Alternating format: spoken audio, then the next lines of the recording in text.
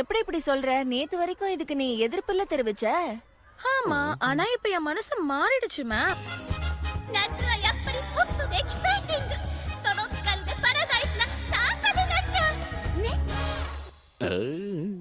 இத பத்தி ஏஜியோ மேம் கிட்ட நான் பேசிக்கிறேன். அப்படி ஒத்துக்கலனா நான் பாத்துக்கிறேன். இந்த க்ளோன் ஸ்டோரி என்ன பொறுத்த வரைக்கும் ஃபேக்காவும் அப்புறம் ரொம்ப பொய்யாவும் தான் தெரியுது.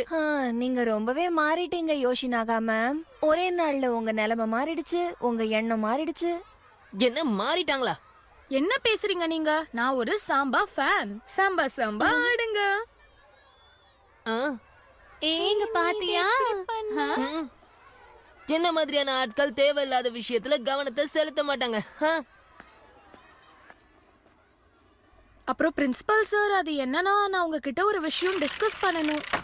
ஒருவேளை உங்ககிட்ட டைம் இருந்தா நாம ஏன் வெளியே எங்கேயாச்சும் மீட் பண்ணி பேசக்கூடாது? தாராளமா பேசலாமே. ஹலோ அசுகே, என்ன ஆச்சு? ஒன்னும் இல்ல மொய்பி, எனக்கு ஒரு டாகி வேணும்.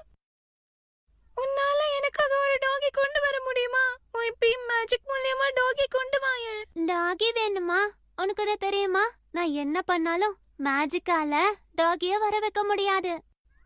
ஆனா ஒண்ணு பண்ண முடியும். மொய் மொய் பி பி பி, மொய் பி பி பி, மொய் பி பி ஒரு டாகி. வாவ், எனக்கு ஒரு டாகி கிடைச்சிடுச்சு.